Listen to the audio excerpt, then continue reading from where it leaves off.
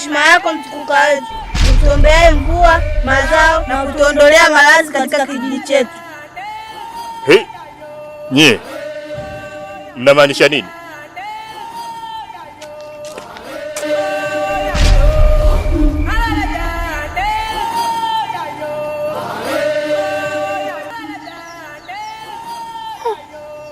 Mbona kiongozi hajajibu salamu zetu? Sijajua, maana tabia yake katika kijiji chetu. Kwa nini sasa kafanya hivyo?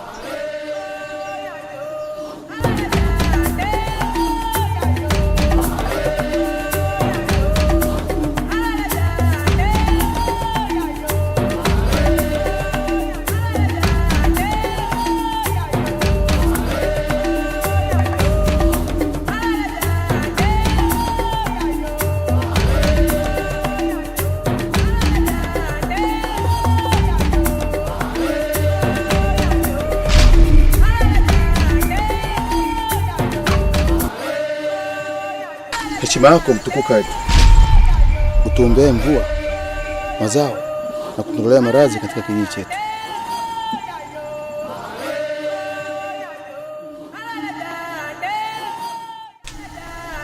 Muona maono katika kijiji chetu. Mbona yule aliyomla mwanangu kwa njia ya uchawi hajapewa adhabu mpaka sasa?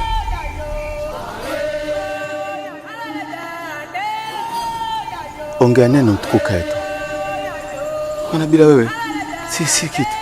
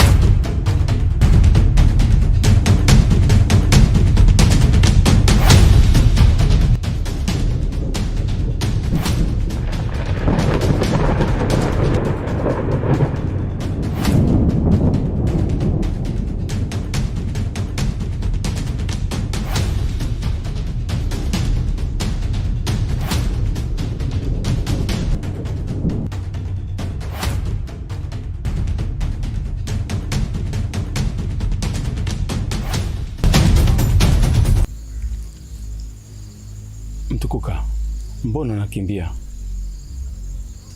Na kwa nini hutaki kunisikiliza? Mimi sio Mtukuka. Mimi naitwa Franco. Tafadhali usinifanyie hivyo. Mtoto wangu aliuawa akiwa bado mdogo. Naomba unisaidie kulipa kisasi. Kaka, nimekwambia mimi siitwi Mtukuka. Mimi naitwa Franco. Ni mtafiti kutoka Dar es Salaam. Nimekuja kufanya utafiti katika hichi kijiji juu ya mto unaowika jogoo saa 12 alfajiri. Mbona sura yako, kuongea kwako, mwendo wako, unaonekana kabisa wewe ni Mtukuka. Usinifanyie hivyo. Hapana, sio mimi. Na pia nashangazwa juu ya vitu unavyovisema. Na hivi vitu vinavyotokea vinanishangaza. Mara watu wananiinamia, watu wananisujudia. Hii imekaaje hii? Sielewi. Kila ninachokiona kwako unaashiria ni wewe. Hata kama kuna kufanana, lakini sio hivyo. Kwanza, mimi namwamini Yesu. Na mambo ya kichawi na mimi, wapi na wapi. Nikiamua kuwapiga neno la Mungu, nitawapiga neno la Mungu wote mnaungua. Sawa. Ila nini kaka? Nimekwambia sio mimi.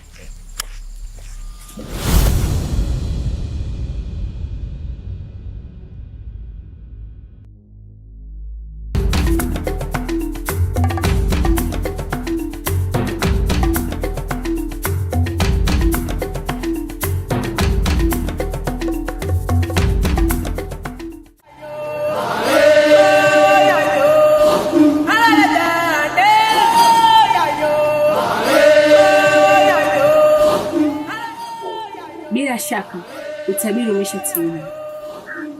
Nimemuona mashariki akitokea pembeni ya kaskazini.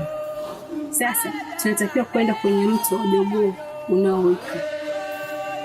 Tunatakiwa kukabidhi kwanza, ndiyo twende kwenye ngome ya mizimu ichukue roho zetu. Ni kweli, maana tumesubiri siku nyingi na tumetumikia kwa kutosha.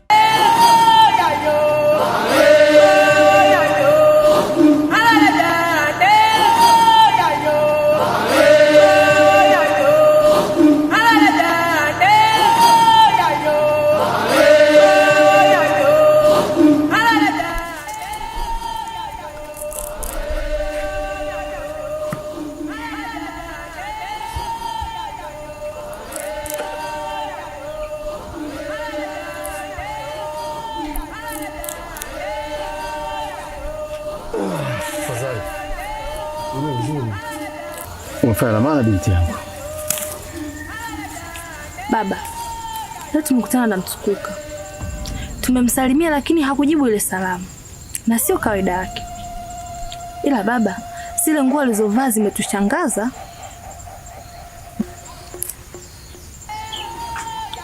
Uko sahihi binti yangu. Hata nyumbani alifika. Baada ya kufika nyumbani, nilimsalimia. Cha ajabu hakuonyesha ushirikiano wote zaidi ya dharau na kuondoka zake. Baba, kuna kitu gani kimempata? Binti yangu, bado mapema. Ifika usiku utalifahamu.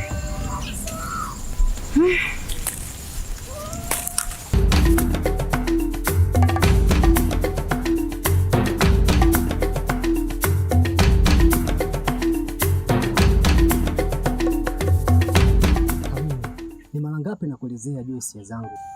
Tafadhali, naomba unipatie nafasi na kuhitaji.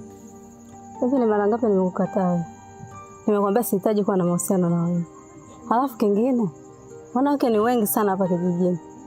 Kwa nini usitafute mmoja ukawa naye? Mpaka mimi? Ni kweli hapa kijijini kuna wanawake wengi sana. Lakini sidhani kama wao ni wazuri na ni warembo kukuzidi wewe. Wewe ni kama almasi ambayo ipo mchangani. Tafadhali, niteni nafasi hata kidogo. Ukiniambia mimi ni mzuri kuliko wote unakosea. Kila mwanamke ni mzuri. Halafu mimi sijakupenda. Tafadhali, naomba nipatie nafasi kwenye maisha yako.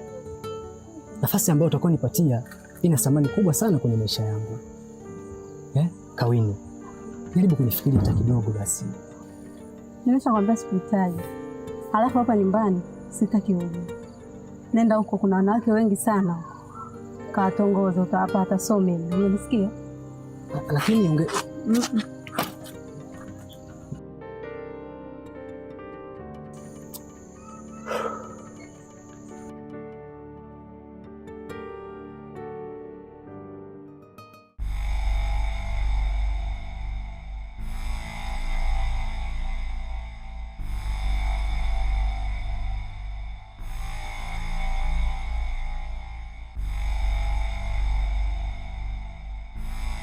Uje wangu mimi hapa ni juu ya malalamiko zidi ya kifo cha mwanangu. Mbona hajafanywa kazi? Hayo malalamiko mbona yapo mkononi mwa Mtukufu? Kwa nini hajafanyia kazi? Ndiyo, ila anaonyesha kupinga na kutokuelewa chochote. Haelewi chochote kivipi? Wakati makubaliano alitakiwa apewe adhabu huyu aliyosababisha kifo cha mwanao. Hata mimi ndicho kinachoshangaza mganga.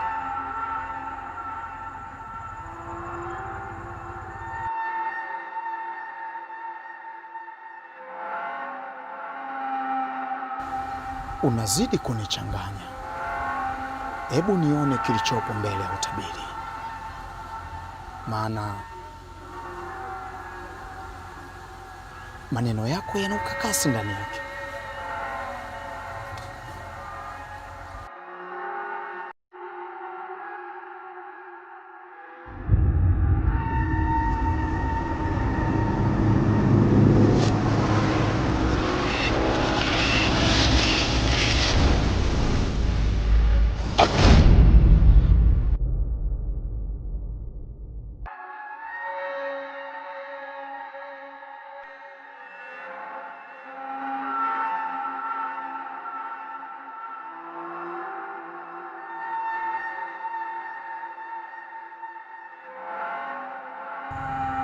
ina maana utabiri umetimia.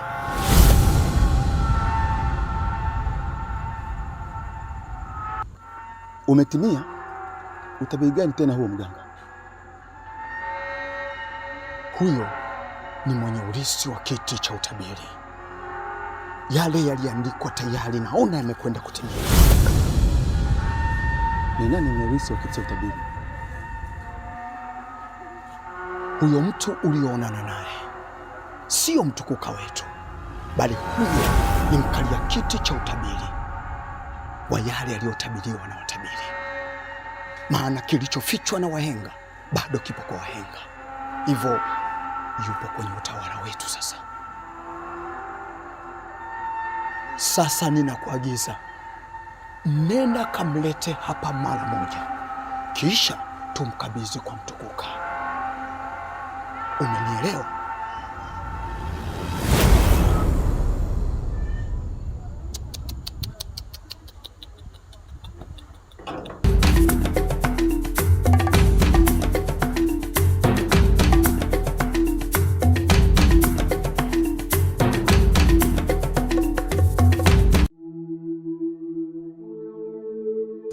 Habari ya saizi? Salama kabisa.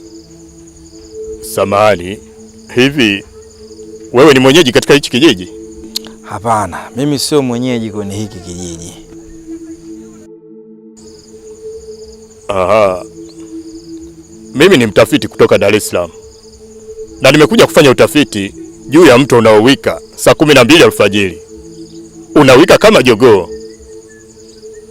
Lakini cha ajabu, tangu niingie katika hichi kijiji, kila mtu anaonyesha kunifahamu. Na mimi sijawahi kuja katika hichi kijiji hata siku moja. Sielewi hapa. Naona mauzauza. Kikweli mimi hata sifahamu juu ya hizo habari unazozungumza. Wewe ndo utakuwa umekufananisha.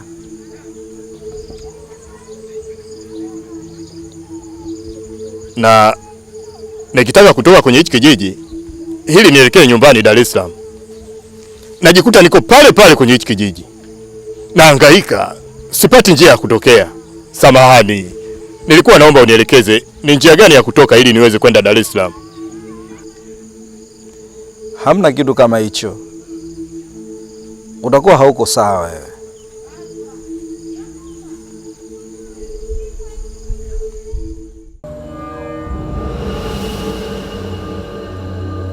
Nimeitika wito. Ni kipindi kidogo kimepita. Sijaona salamu zako. Malkia wangu, kuna mgeni wa maajabu katika kijiji cha Malipizo. Nikaona nikushirikishe. Ugeni kutoka wapi? Au ndo ndoto niliyoota utawala wa kisasa unachukuliwa? Inawezekana Malkia wangu, maana inasadikika kwamba yeye ndo mrithi wa kiti cha utabiri na mkalia kiti cha utabiri. Kama umemuona, tafadhali naomba kichwa chako.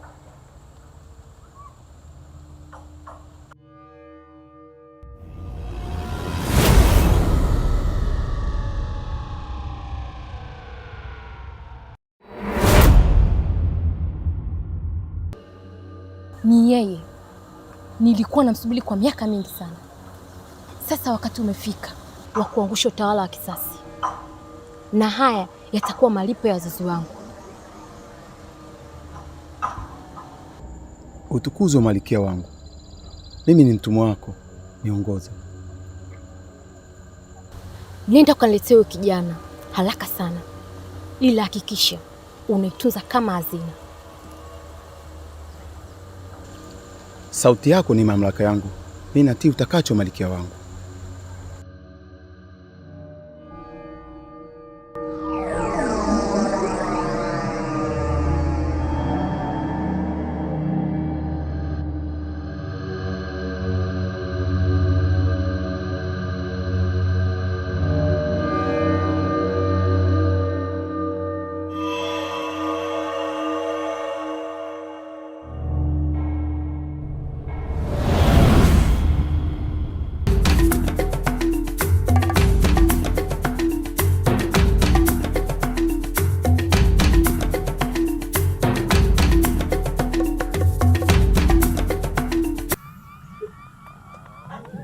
nenda kaniletee huyo mtu mara moja, maana naona mwezi unazidi kuzibwa na kiza.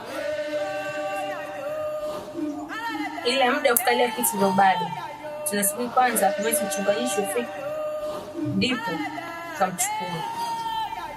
Hapana, naona mbele yangu kuna kizuizi kikubwa sana, na tukiendelea kukaa hapa tutaishiwa nguvu. Tukimchukua kabla ya mwezi mchunganishi, hauoni tutatengeneza matabaka?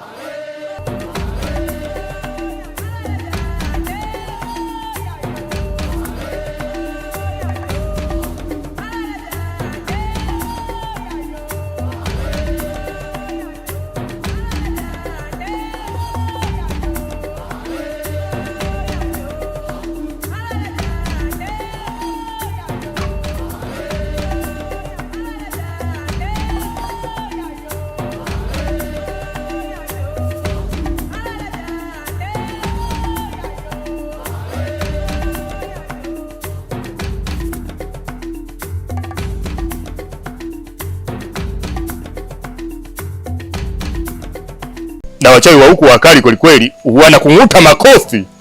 Nisije nikala makofi mimi.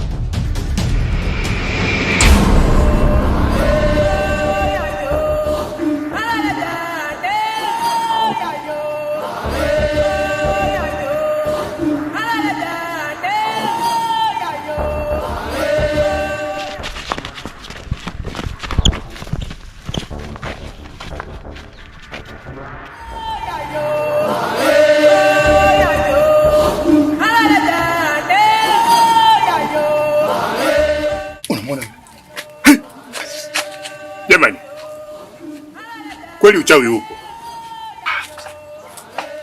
Yule nani? Mchawi? Mwanga au Kigagula? Mbona anaanga mchana?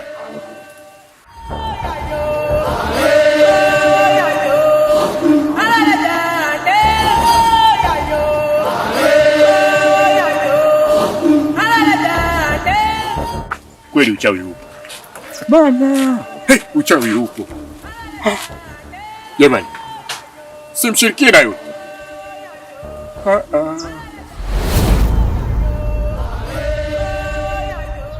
Ndio mshenzi wa kijiji hiki.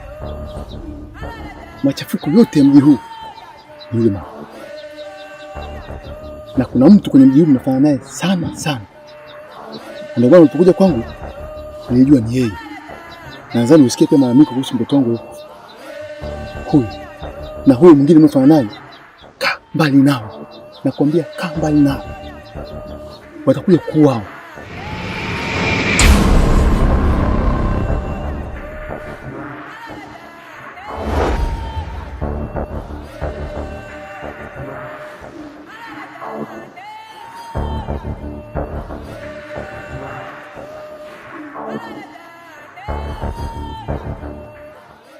Sasa nafanyeje ili niweze kurudi mjini? Nisaidie nirudi mjini. Ondoa mashaka. Mimi nitakusaidia. Nitakupeleka kijiji kingine ndipo utapoondokea huko. Nitashukuru. Na endapo ukinisaidia nitakulipa pesa nyingi sana. Hautoamini. Usiwe na wasiwasi. Mimi sihitaji malipo. Sisi sote ni binadamu. Mimi nitakusaidia tu. Sawa. Ndugu yangu, una moyo wa malaika. Una moyo wa huruma sana. Ni watu wachache wenye moyo kama wako. Sote ni binadamu. Kuwa na amani.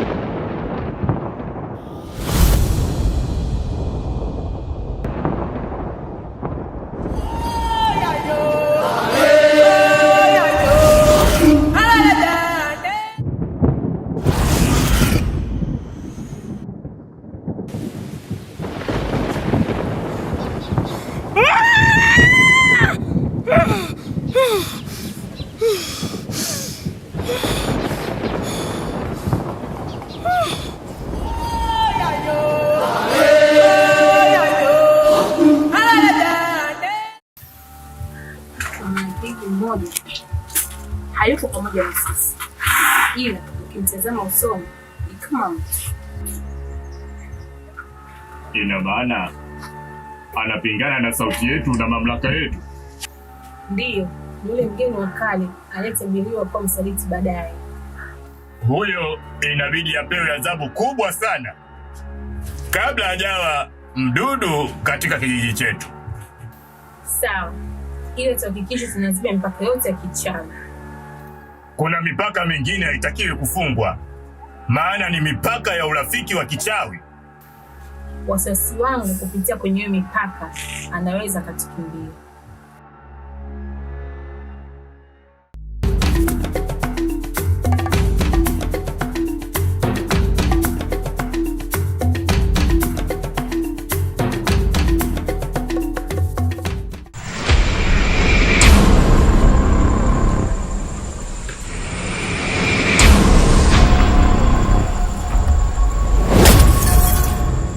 Heshima yako mtukuka kwa hiki kijiji, utuombeaye mvua, mazao na kutuondolea maradhi katika kijiji chetu.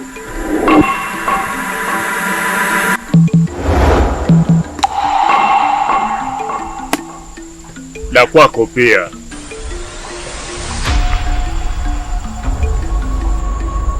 Hongera mtukuka wangu kwa kupokea ugeni katika mji wako.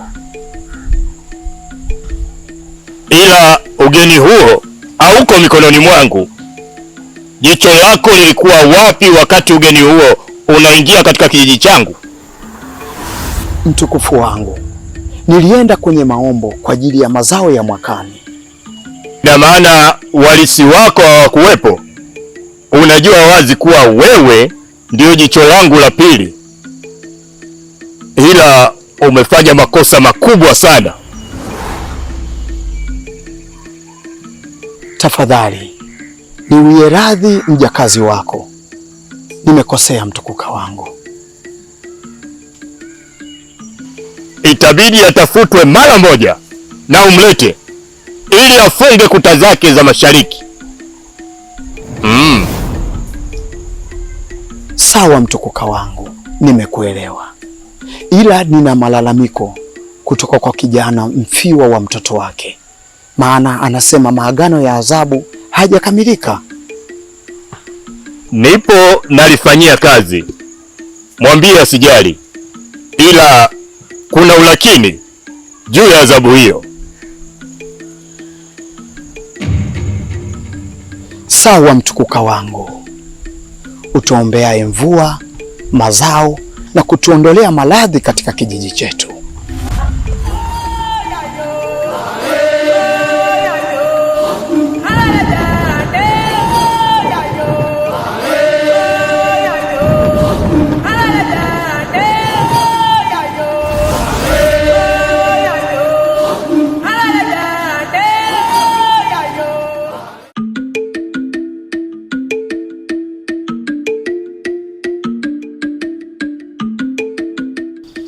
Karibu. Asante sana. Nikusaidie nini? Mimi sina jipya. Yote yangu mimi ni ya zamani. Kawini, mimi nakupenda sana. Unajua nimechoshwa na maneno yako. Kila siku nakupenda. Lakini mimi sikupendi. Mbona unielewi? Au unanikataa kisa Ndiata? Siwezi kukataa kwa sababu ya Ndiata. Yaani moyo wangu mwenyewe ndo nakukataa kwamba sikupendi. Hata huyo Ndiata alikuja hapa na nikamkataa. Ndiata alikuja hapa? Ndiyo alikuja. Hata kama alikuja Ndiata, mimi bado nakupenda sana. Vile vile hapa kijijini mimi ndio tajiri. Nina mashamba 17 ya ulisi. Nina ng'ombe 20. Hata ukiangalia katika vijana wanaolima mashamba makubwa sana hapa kijijini ni mimi.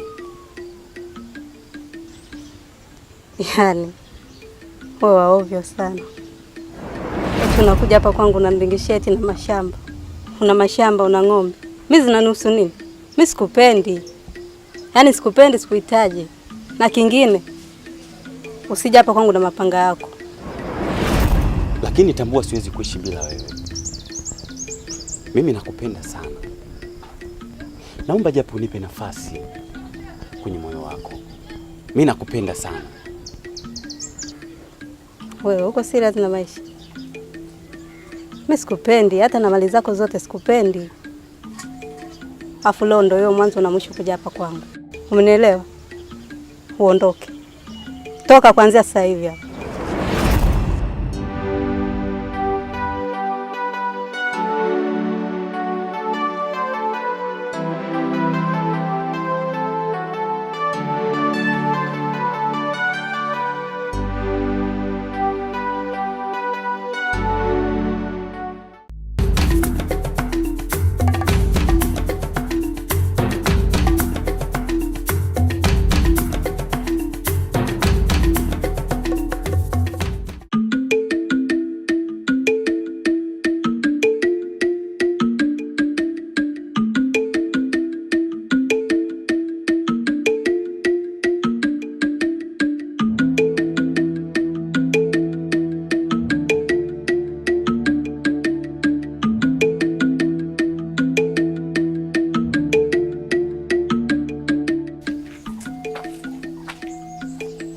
Mbona mtandao haushiki?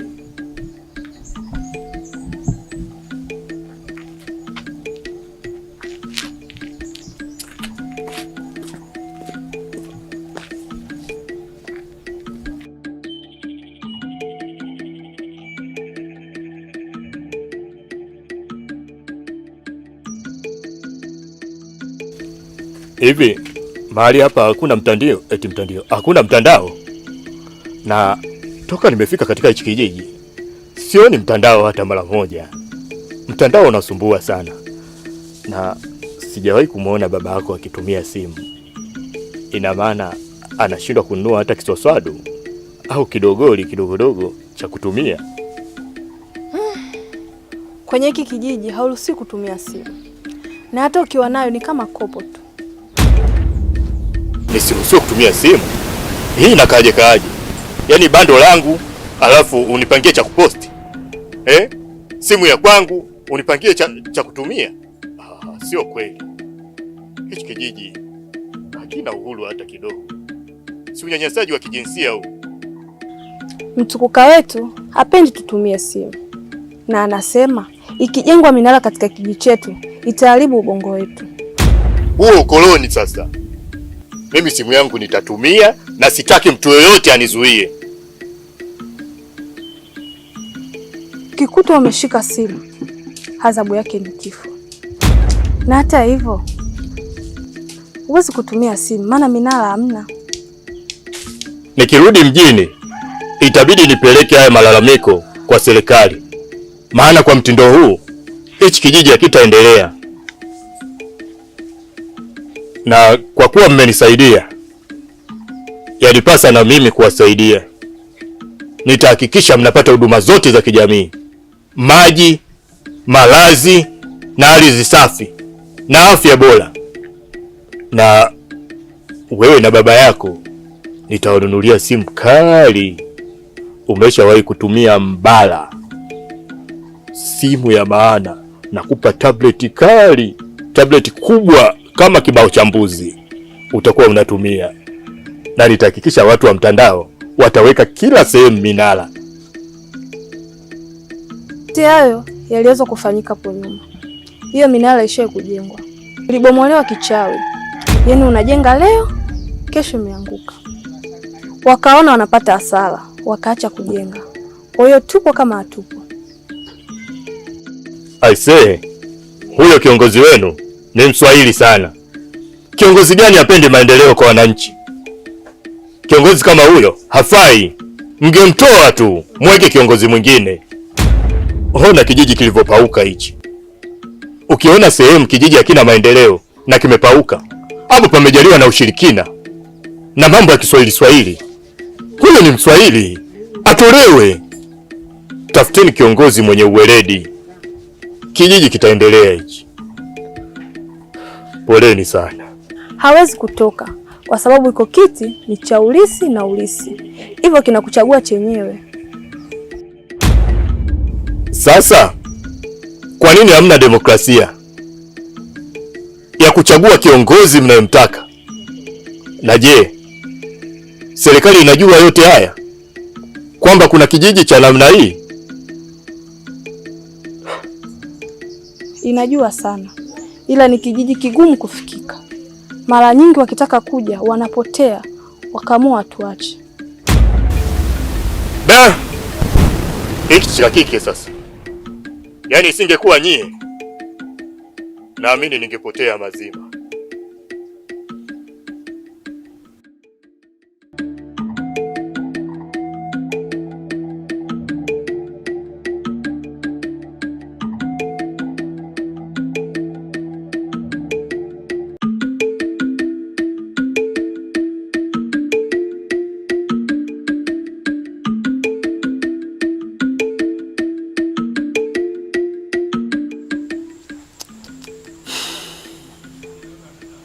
Mbona maagizo yangu haujayafanyia kazi? Ina maana mlisi wa kiti cha utabiri haujampata bado? Nilimpata mganga wangu wa kijiji, lakini kanikimbia na mpaka sasa sijui alipo. Hakikisha hauendi tofauti na maagizo ya Mtukuka, maana hii ni amri kutoka kwa Mtukuka. Anatakiwa tafutwe huyo mtu mkalia kiti cha utabiri. Samahani Kikokyo, naweza kutumia kisubiri ili nimpate? Kwa nini utumie uchawi wa watu ambao ni wasaliti, ambao hao ni wakambo toka kitambo?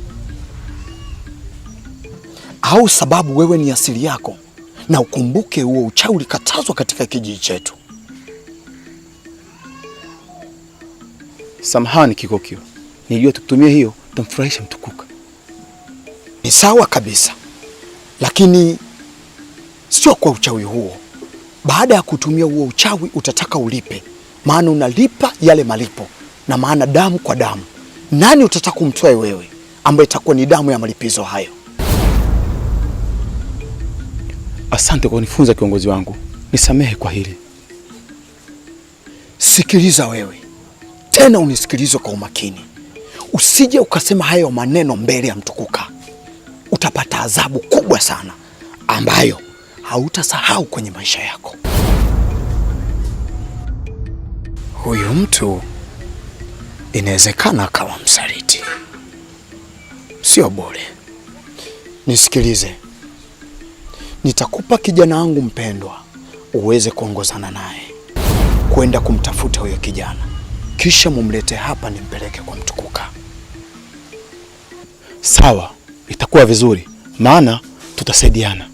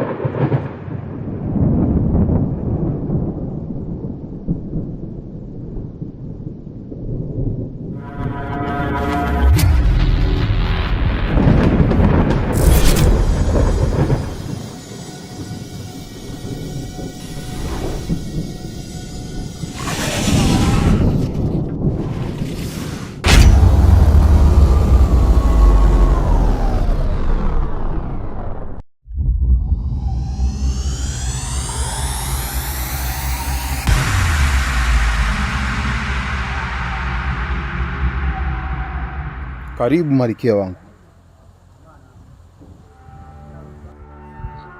Mamlaka yapo juu yetu, hivyo huyo mtu namtaka kabla ya mwezi kuandama. Nitafanya hivyo kwa hekima yako, maana yule mtu yuko mikononi mwetu. Hekima ndo furaha yangu. Asante kijana wangu mtiifu.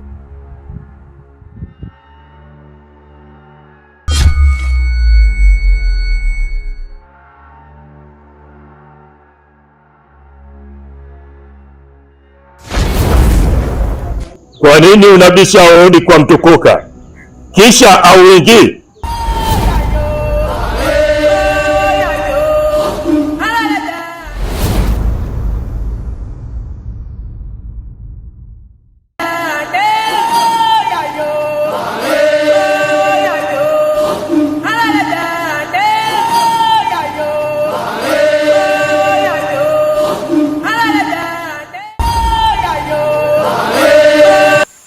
Heshima yako Mtukuka wa kijiji chetu, utuombeaye mazao, mvua na utuondoleaye maradhi katika kijiji hiki.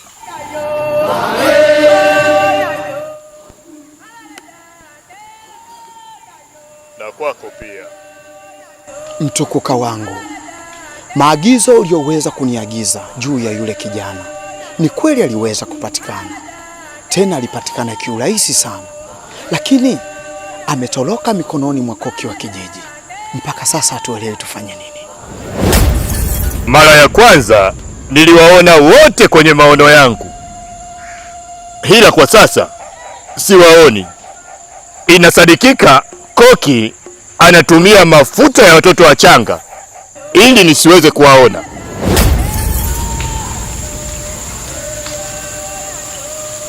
Uchawi wa watoto wachanga? Ina maana koki amekuwa msaliti? Hili ninalokueleza inasadikika, ila hakuna uhakika. Hivyo basi usimhukumu.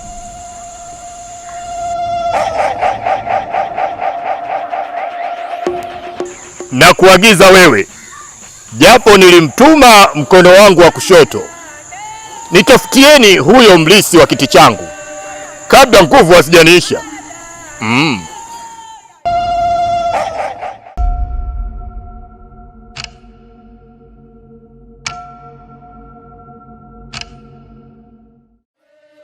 Sasa sikiliza, ngoja niende kumcheki upande huo huko. Sawa. Nisubiri hapa.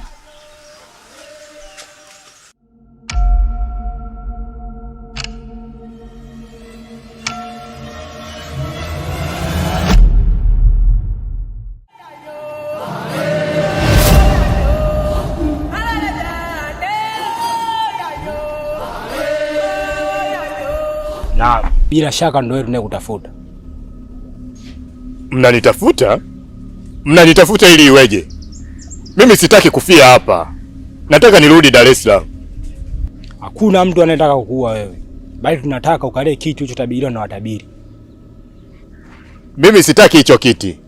Ninachohitaji, nahitaji kurudi kwetu. Na mkiendelea kunizuia, serikali ina mkono mrefu. Hebu pisha nipite. Watakuwa kwenda kwa Mtukufu. Na mambo mengi ya kiserikali, nipishe.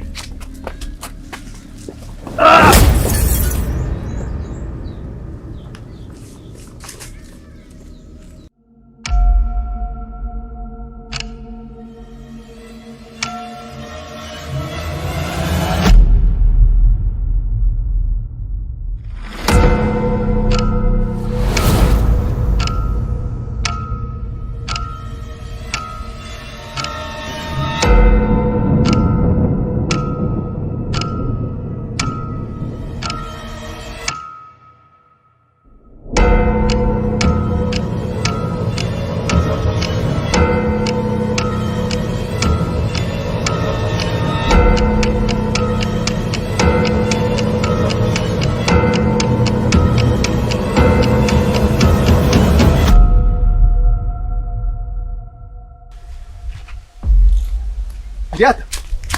Ndiata. Ndiata. Nini kimekukuta Ndiata? Ndiata. Umekumbwa nini Ndiata? Ni yule mgeni. Mgeni? Yeye tunamtafuta? Ndio. Hebu twende nyumbani.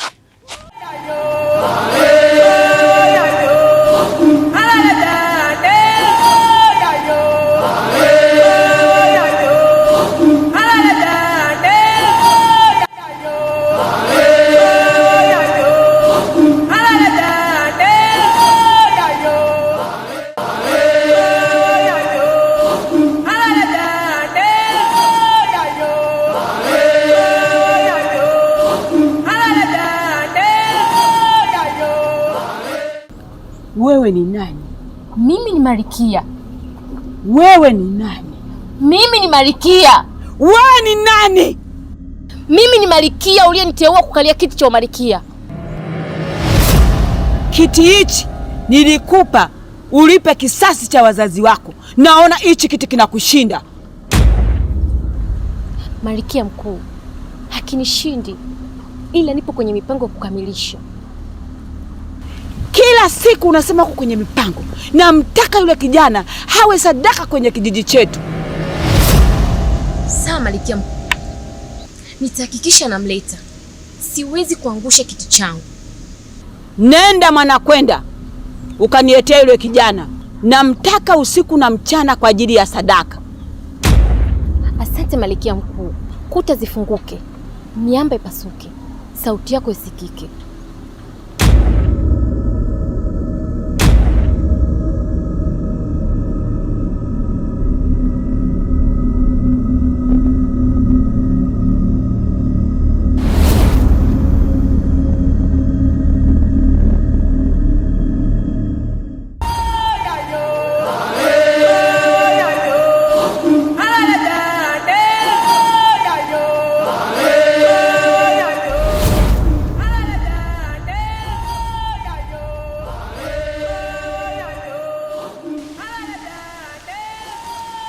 Nini kimempata huyu? Madai yake anadai ni yule mgeni mtuma tumtafute ndio aliyefanya hivi.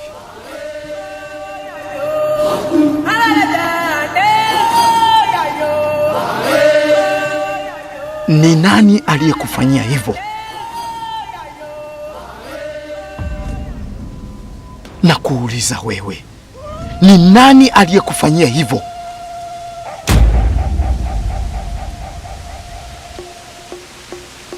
Ni yule uliotuagiza tukamtafute baba. Ni kweli anayoyanena mtoto wangu?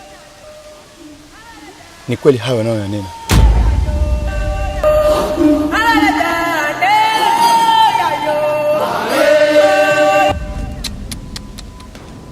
Sasa nisikilize.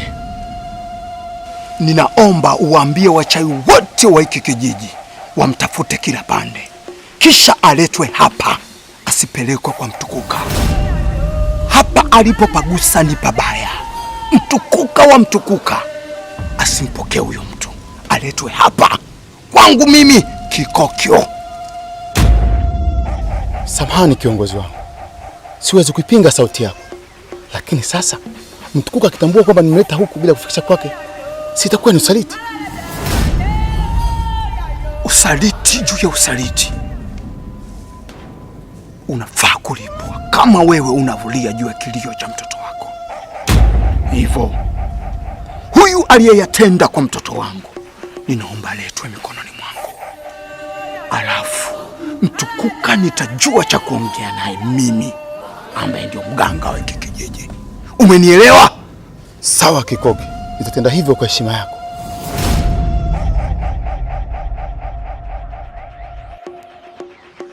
Taratibu wanaanza ingia kwenye mtego. Huku ndio nilikuwa nakutaka. Wataanza kung'atana wenyewe kama mambwa.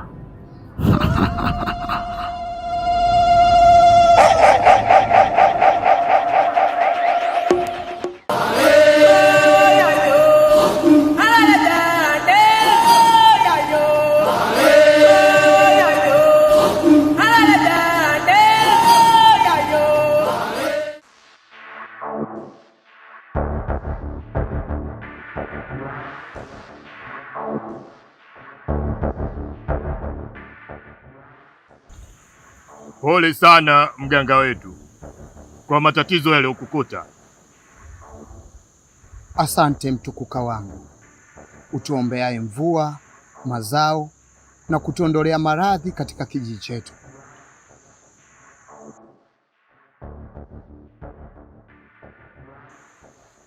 Nani katenda yote haya?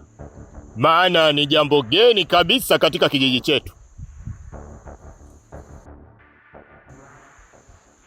Ni yule mgeni wa kijiji chetu, mrithi wa kiti cha utabiri, ambaye anataka aketi pale unapoinuka wewe. Amepata wapi ujasiri kiasi hicho wa kutenda yote haya? Maana yeye hajakabidhiwa kiti, na hata angekabidhiwa kiti asingetenda kitu kama hicho. Mtukuka wangu, inavyoonyesha alikuwa anajitetea, lakini cha ajabu ametumia uchawi wa kijiji cha Kanyambala. Sasa mimi ninajiuliza, kabla ya kufika kwenye kijiji chetu alikwenda huko au la? Na muda mwingine nazidi kupata mawazo, pengine akawa anatumika kwa uchawi wa kutoka kwenye kijiji cha adui yetu. Inatakiwa tumpate kwanza, ndipo tutajua, na kama yuko na uchawi itabidi tumtoe, kisha tufanye maandalizi ya kumkabidhi kiti. Sawa mtukuka wangu, ila uadui unazidi kuota maua mazuri yanayotupendeza kwa rangi, kumbe ndani yake ni sumu. Tunatakiwa kuongeza makini mtukuka, na kuomba sana mtukuka. Agiza vijakazi wako wote, wachawi wote na waganga wote, kisha wakamtafute na wamlete kwangu haraka iwezekanavyo. Sawa mtukuka wangu, utuombeaye mvua, mazao na kutuondolea maradhi katika kijiji chetu. Hakika mtukuka, wewe umetukuka, kiti chako kizidi kutukuka. Na unapoagiza hao vigagula wako, washirikina, wanga na waganga wenzio, hakikisha wanaweka ulinzi kila mahali, kwenye anga, kwenye ardhi na kwenye hewa. Kila sehemu pawe na ulinzi wa kishirikina. Sawa mtukuka wangu, naamini pia kuta tano zile zilizoungana kwa ajili ya kutupa nguvu zitakuwa pamoja na sisi. Asante mtukuka wangu.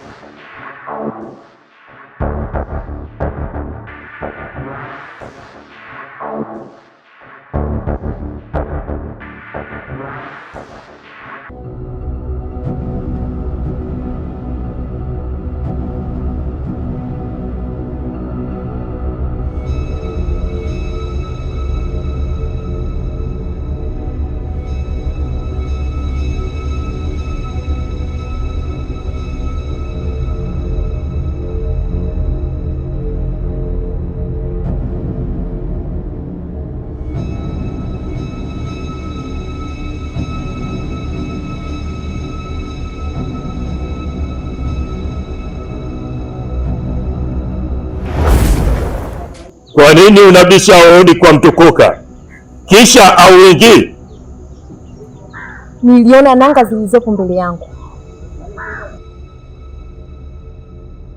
Wewe ndiye unayeharibu heshima na utukufu wa kijiji changu. Kama vita nilishamaliza toka enzi za wazazi wako.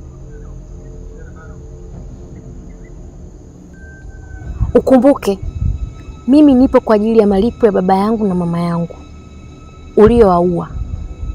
Hivyo ni vita walivyovitafuta wao. Sasa sikuwa na makosa kuwaadhibu kwa makosa walioyafanya, ilibidi niwaadhibu. Unafikiri unaweza kuniua kirahisi? Mimi sio mrahisi. Uchawi wako haufui dafu kwangu. We mtoto mtu mzima, we mtoto mtu mzima, na kuhurumia, utakufa vibaya wewe. Ninachokusii, rudi kwenye utawala wako. Siwezi kupambana na vikaragosi mtoto mdogo kama wewe. Embu kacheze unakochezaga. Mimi sio mtoto mdogo, ni mdogo katika wakubwa na ni mkubwa katika wadogo. Hivyo basi, kama unaweza tupambane. Hakika unachokitafuta unakwenda kukipata. Nitakupiga kipigo cha mbwa koko, utalia mbwa mkubwa wewe. Embu toka kidevu kama kona ya godoro, niondokee hapa. unaenda kukipata wewe Mtukuka, sio mimi. Mimi ni mpambanaji. Hiki ni kisiki cha mpingo. Unakuja na panga, unajisumbua. Wenye shoka wameshindwa. Nguvu zangu ni kubwa kuliko wewe. Walishindwa wazazi wako. Nenda kwenye utawala wako. Usijaribu kupambana na mimi. Kakojoe ukalale. Wewe una nguvu yoyote, usinitishe. Nitapambana na wewe pasina kuchoka.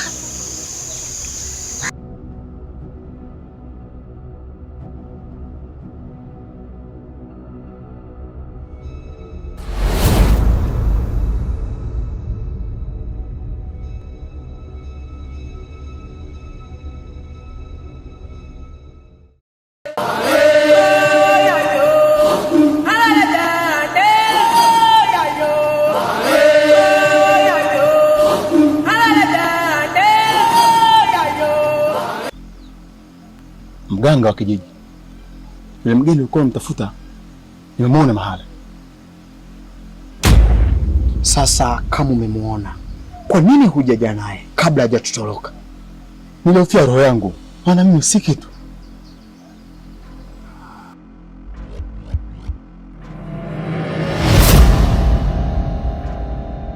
Hebu nipe mkono wako.